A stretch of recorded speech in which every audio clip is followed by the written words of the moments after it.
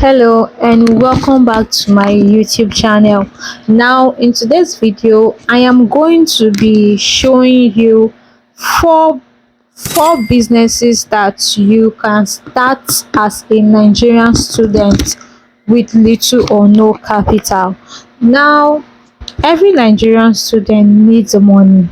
Yes, sometimes the money they are giving you from home might not be enough, and you'll be looking for something that you can do, that you can start up with little or no capital. And today I'm going to be showing you four businesses that you can start with little or no capital. Now three of these businesses are businesses that I have tried out myself. I tried out these businesses in school and I made a lot of money from them.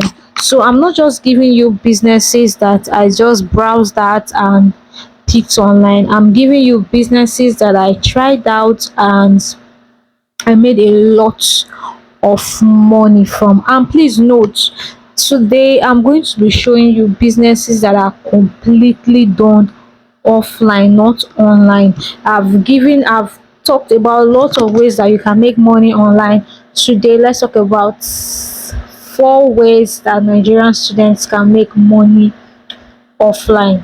So before we get into the video, before we talk about this four method, if you are new to this YouTube channel, please click on the subscribe button, like this video, share this video, drop a comment, and don't forget to turn on your notification bell so that whenever I drop a new video, YouTube is going to notify you that a new video has been dropped, so that you will not miss out on any helpful tip, any helpful making money opportunity, AI and others that I am going to be dropping on this channel. So let's get right into the four businesses that you can start as a Nigerian student and make tons of cash. Now, number one business I did as a Nigerian student and I made lots of money is thrift business.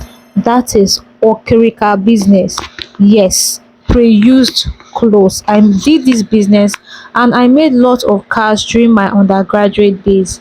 Now, I didn't do this business the way the local women, or the is local and insulting words. Yeah, I don't know, but I think that's the best way I can put it. I didn't do the business the way the normal people do it, where they will just come to the market, pack their things on the floor, or blah blah blah, and they start shouting and selling. No, I didn't do it that way. Now this is how mine was done. I started with about 20,000. No, sorry, I started with 7,000 naira.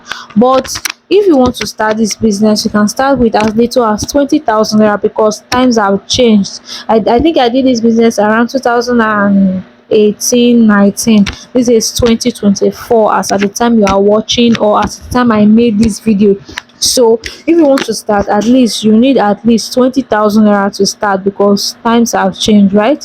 Or if you can actually scale up, you can actually use as much as 50,000 naira, 100,000 naira to start this business. Now let me tell you basically what I did. Now I actually took my money, I went to the market, and when I went to the market, I didn't just go to pick random clothes. I made sure I pick quality and cheap clothes. Now you want to sell these items, and once you want to sell, if you want to sell the item, you need to pick something cheap and something that also has good quality.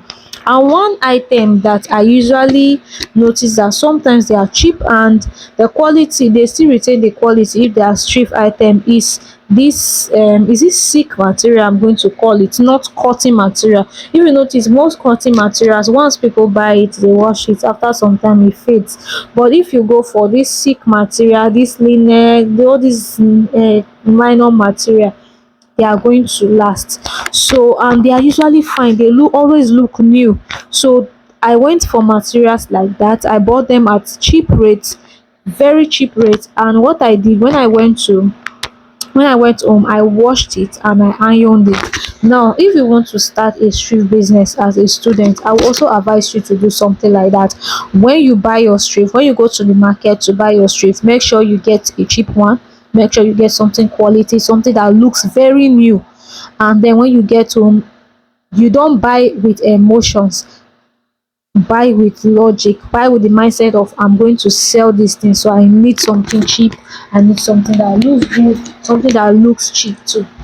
Sorry, not looks cheap, something that is cheap, sorry. And then when you get home, you can buy your detergent and then you wash it, and then you can spend your time and iron it.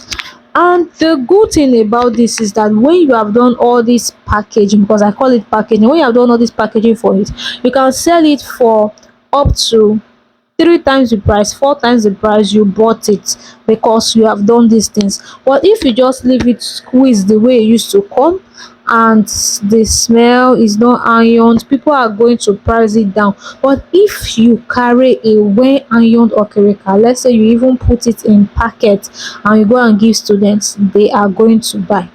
Yes, they are going to buy. Nobody is going to price you this amount, because the clothes will not even appear as orikirika, and it's going to fascinate a lot of persons to want to collect your contact, to want to patronize you. Because trust me, a lot of students, a lot of people wear okirika, but they want to wear quality ones, they want to wear good ones. Now, so basically, after I have finished ironing my stuff, what I did was that I live in a school hostel. So what I did was that around 6 o'clock, 7 o'clock, when I know that majority of these students will be in their rooms, I go from room to room to knock and tell them I have some items for sale. And most times I make sales. There are sometimes I don't, but most times I make at least one sales in a day. And I've had situations whereby people come to even look for me in my room because they want to patronize that girl that sells thrift item. So this is one way that you can actually make money as a Nigerian student offline with just little capital. For as low as 20,000 naira, 50,000 naira, you can start this business. You can start this street business. Even you can even use 10K to start the street business. You can start it. Now you can even sell is it bralette they used to call it, this bra top. Like a lot of persons love, a lot of female, personally I love bra tops. I love bra tops and I will always buy it. So you can actually sell these bra tops. Now you can go to some certain markets, you can get bra tops for as low as 500 naira, 300 naira, and you sell it for 1 5, 3,000, 2,000. Yes, I have seen people buy that low and sell that high, and I have done it before because I package, I wash, I package, I spray. So I'm going to charge for all that because it's now premium service. Because for example, the amount you're going to buy bottled water on the road in Lagos is not the same that you are going to use to buy bottled water in Eco Hotel. The same, it might be, if it might even be the same bottled water, but because of packaging, you're not going to get it at the same price in Eco Hotel. Or let's say you are going to Transcorp, you're not going to get it that same price. They are going to add their packaging fee to it, right? So that is exactly what is happening. That's exactly what I did. Then you can actually use various platforms to sell this thrift item. You can sell on TikTok, you can sell on Instagram, you can sell on Facebook. Please, during my time I didn't sell on Facebook, sorry, I didn't sell on Instagram, I didn't sell on Facebook, that's why I didn't sell on TikTok.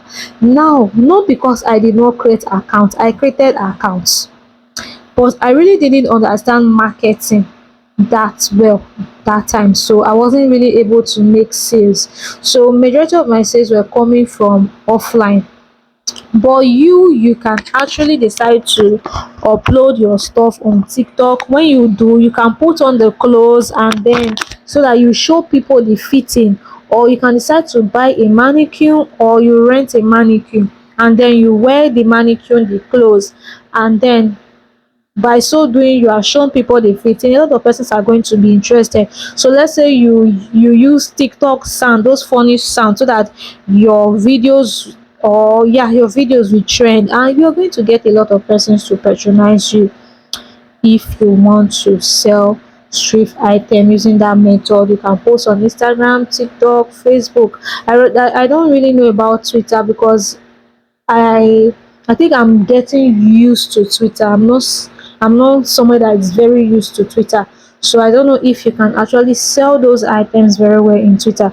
But if it's Instagram, you are going to make a lot of sales. If it's Facebook, you are going to make a lot of sales. If it's TikTok, you are going to make a lot of sales.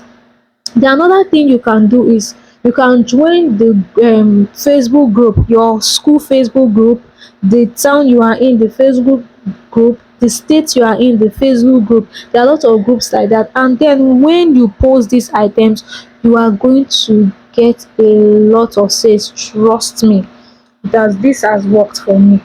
This posting on Facebook platform has worked for me, but this time around it wasn't for clothes, it was for furniture. Now let's now get into, apart from the clothes aspect of that selling thrift, you can also sell furniture. Yeah, I did that few months ago, but not because I wanted to use to start a business, because I wanted to sell some furniture. Now, as a Nigerian student, let's say you live in a student area and you're looking for something to do, you can decide that okay, fine, I want to sell furnitures. Now, you don't really need to buy this furniture that you want to sell. You don't need to buy it and put it in your house.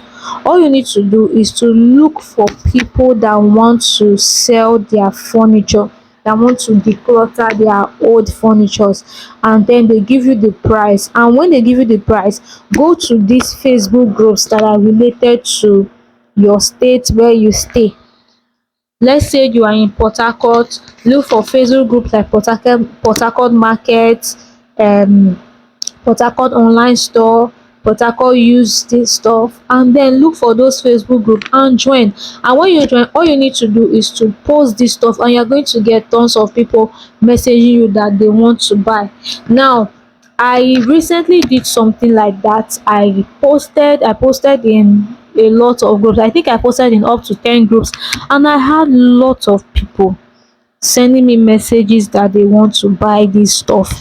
And at the end of the day, I was even the one, okay, if this person doesn't price well, I'm going to sell to this person. If this person doesn't price well, because there are lots of people came. And trust me, if those items are cheap, you are going to get a lot of sales. Now all you need to do again, look for somebody that wants to sell their item, screenshot it, and you post it on the group. And then when somebody buys that item, you are going to ask the seller to give you a commission. You can decide to negotiate this even before posting.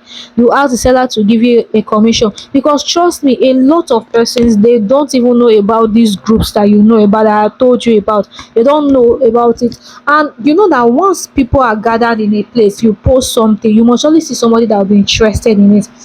A lot of persons have used things to sell, but they don't know the place that are going to sell it. So if you have that knowledge, you must not tell somebody everything. You can just tell the person, oh, I'm willing to sell this thing for you if you are going to give me so amount when I make the sale, not even before I make the sale. So if you do that, you post on the gross and you make the sale, the person will give you the commission that he or she promised you. Or you can decide to do it. Let's say the person said he wants to sell an item for 40,000 naira. You can decide to post that item as 45,000 naira with the person's permission. Yeah, with the person's permission. And that money on top will be your own gain for selling the item to the person. So this is something I have done recently. I did it recently, but though it was not for business, I sold some of my items. I also helped a friend to sell his item too, and I made lots of profit. Sorry, let's say we made lots of profits from it. All right. Now, the second method, or should I say the second business that you can actually start as a Nigerian student with little or no capital, is popcorn business. Now, somebody will be wondering, popcorn, like popcorn. Yes, popcorn. Popcorn has a lot of gain, and I think one of the reason is this: it's a corn that pops. Meaning, like, if you can actually use a corn of, like, let's say 500 naira to get up to 3,000 naira popcorn, Yes, because when corn pops, it actually doubles, not double, it triples in size. Yes, it triples in size when corn pops. So you can actually start a popcorn business. And what do you need to start a popcorn business? Number one, you actually need the popcorn machine, but there's an alternative which I'm going to be talking about later. You need the popcorn machine. Now when you want to get your popcorn machine, you can decide to go on Gingy, or you can decide to order from Jumia. You see it at a cheaper rate in Gingy, because most of the people that will sell in Gingy, they are selling used ones. Alright, so you can decide to do that, or you can decide to get a, what they call these people, weather, to make one for you, to make a local one for you that you can use. Now, and what do you need for you to start your popcorn business? You just need your popcorn, maybe a bag of corn, a bucket of corn. That's the um corn, the particular type of corn that they use for popcorn. And then another thing you need your margarine or your oil, depending on the one you want to use. Some people use oil, some people use margarine. And then you need, that's butter. And then you need your sugar, and you need milk, because a lot of persons love their popcorn with milk, so you need milk. Now let me tell you about this, how a friend, I have a friend that is actually a medical doctor now, and when he was writing jam, then when he hasn't gotten admission, he used popcorn, this popcorn business, to raise funds that he's going to use to pay his acceptance fee, his school fees, and his hostel fee, and take care of other bills that relate to school. Now, this was what he did. Let me expose some secret. Now, he carried his stand to a school, a government secondary school. And you know that most times government schools, they have a lot of populations, and because of this he had a lot of patronage. I remember I told you this corn is going to pop 3 times. Corn of 500 naira can give you 2,000 naira, can give you 3,000 naira. So if you want to start a popcorn business, you can do something like that. Now, as a student, you don't necessarily need to go to a secondary school, let's say a government secondary school, to sell. You can decide to have a strategic stand.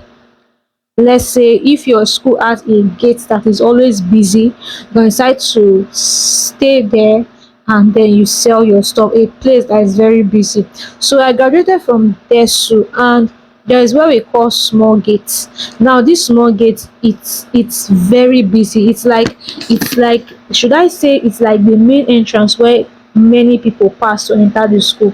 So there are a lot of businesses that are stationed there. And let's say you have something like that in your school, and then you station something like that in a place like that, you are going to make a lot of profit, because once students are coming in and going, they are going to decide to buy your stuff.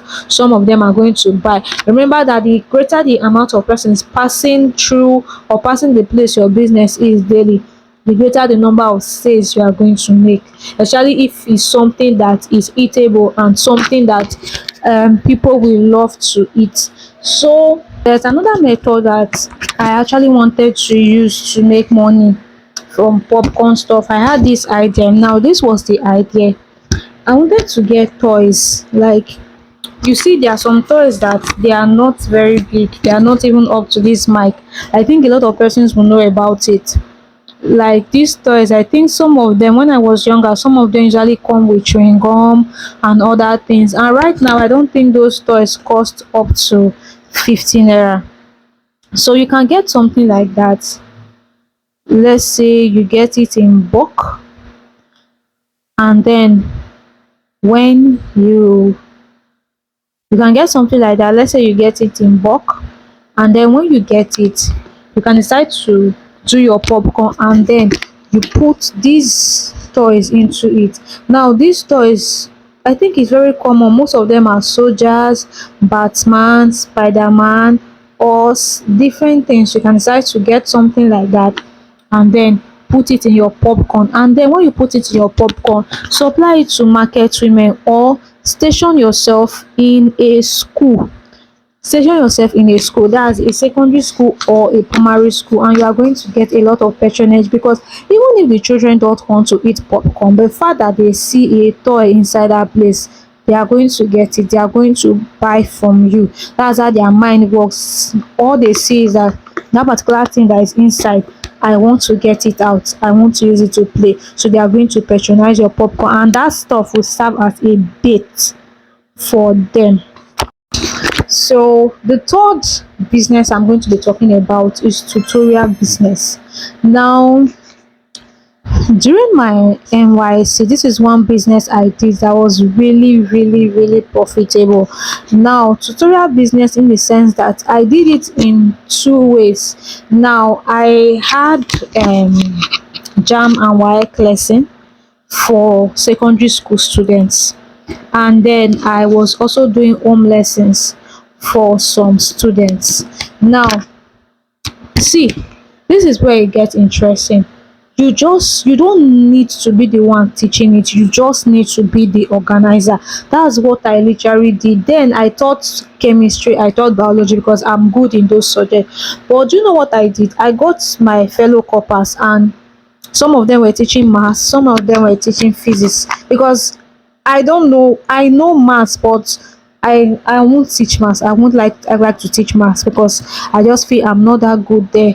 Then physics, I'm good in physics but not too good. So I just decided, okay, I'm going to teach biology, I'm going to teach chemistry, and then I'm going to get people to teach it. And guess what? I also did what they call it, art lessons.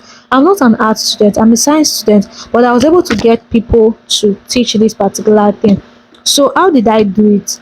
I went to a school, that's the school I did my PPA, that's the school I was assigned to. I went to the principal, I told the principal about it. Since they don't do WAEC and JAM lesson in their school, he agreed, and I was allowed to use two of their classroom. So was for the art, was for the science. I talked to my corpers, I went to the students, I talked to them, and most of them agreed to pay, and they paid a month. They paid months, that's they paid their, how will I call it? I told them they are going to pay monthly, so they paid. And then I went to my corpers. I told them that, oh, I want, this is my plan. I want to do lesson, and this is how much I'm willing to give you for a month if you come and teach. This is how much I'm willing to give you. A lot of them agreed. I was able to get math teacher, physics teacher, geography, other subjects. I was able to get them. And then I had a friend too who was actually very supportive. We started it together, so she was also very supportive, and then we were able to do it. So you as a student, you have schools around you. You as a university student, you have schools around you, and you can do something like that. Remember, you are in a university, you have course mates that are intelligent, that will be willing to actually join you on this journey, that you guys can start a WAEC or a JAM lessons for students, secondary school students around you, and then you are going to get paid. Now, when I was seeking admission into the university, I attended a WAEC and JAM lesson. Yes, and I think in that particular WAEC and JAM lesson, we're up to like, we were more than 300 students. That's in total, both art, science, and social um is it social science they used to call it, were more than 300 persons. And imagine the kind of money this man, the owner of the place, was making monthly. So you as a student, you can start that too, and then you are going to get a lot of money monthly. All you need to do is to look for a school that don't do something like that. Talk to the proprietor or talk to the principal of the school, and preferably I prefer a government school. Do you know why? Government school, they are not going to charge you much for you to use their space. You understand? So I prefer a government school. You talk to their principal, and then they'll give you permission, and then you create a signboard or a banner, you post outside, you create awareness, talk to people about it, and then boom, you have started your, should I call it, a mini school, and then you'll be making a lot of money. I actually made a lot of money. I made a lot of money doing tutorials during my NYC days. It was just because COVID-19 actually came and spoiled everything. But I was actually grateful for COVID COVID-19 because it made me to describe a lot of things. But for the tutorial, I really made a lot of money from the tutorial. Then I also had students that I do private lessons for, that's home lessons for, and I also made a lot of money from there. Remember, I told you, you don't need to even be the one teaching. All you need to do is to be an organizer, just like I did during my time. Be able to organize this thing.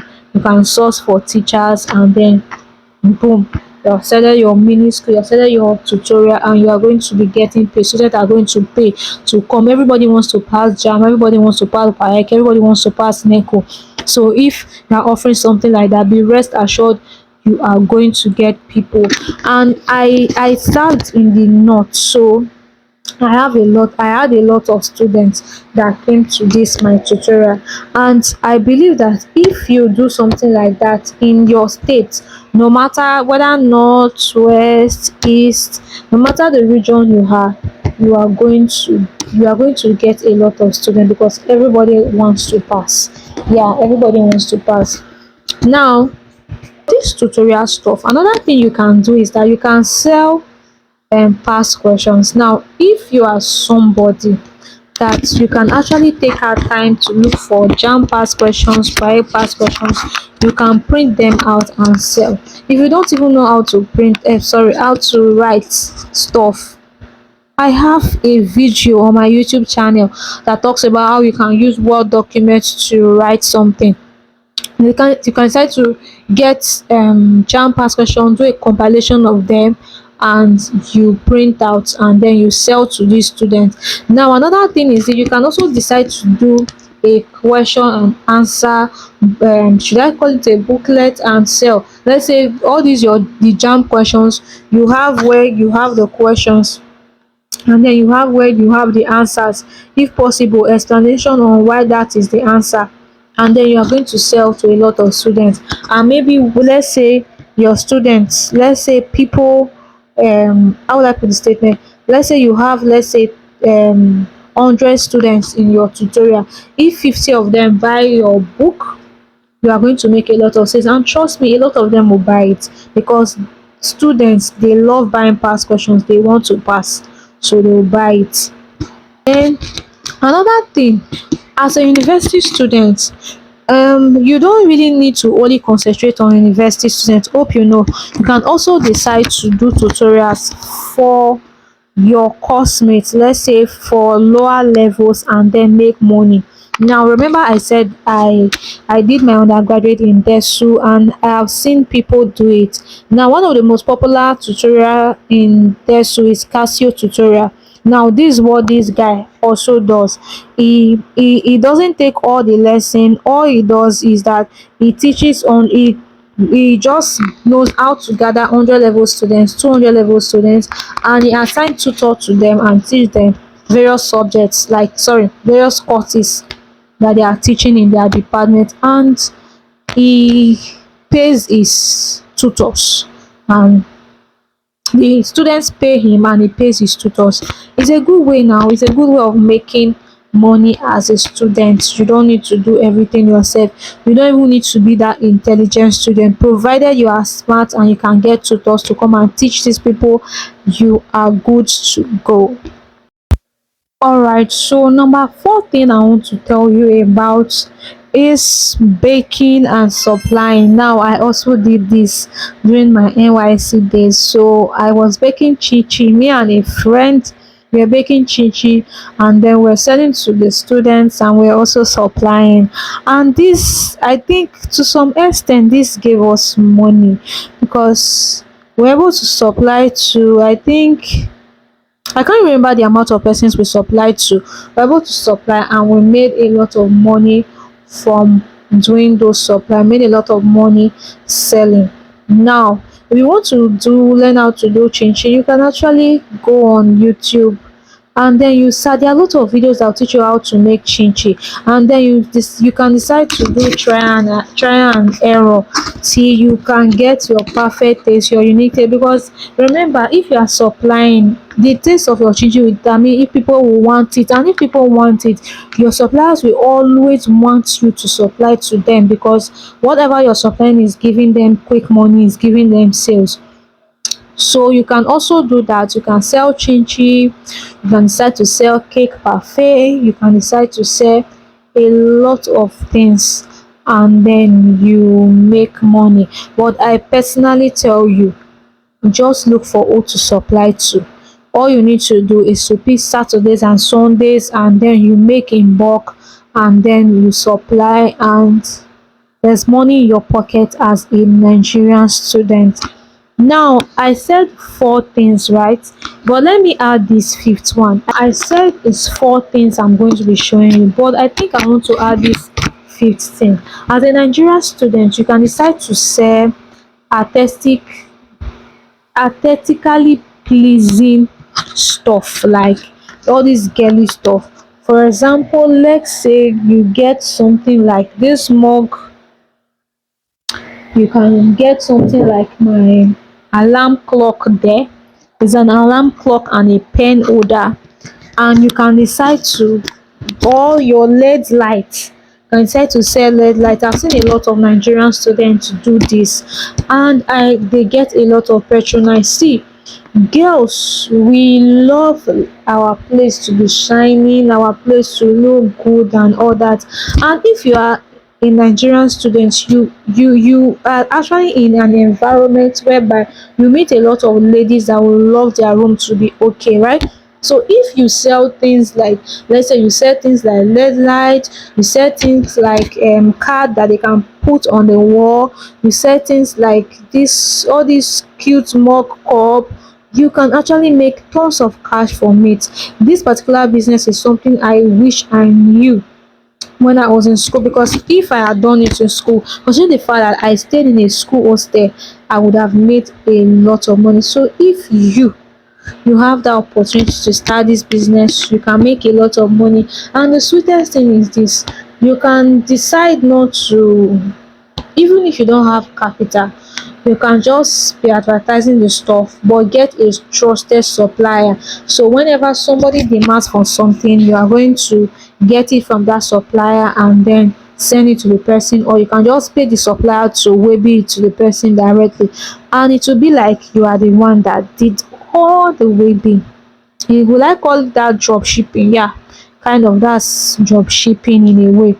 So you can actually do that as a Nigerian student and make a lot of money for yourself. So with this few points of mine, I think I have been able to convince you, or maybe I've not been able to convince you. But with these few points of mine, as a Nigerian student, I think you should actually consider taking any of these things as a side also. Now, remember, if you are new to this channel, don't leave without subscribing to this YouTube channel. So, goodbye. See you next time.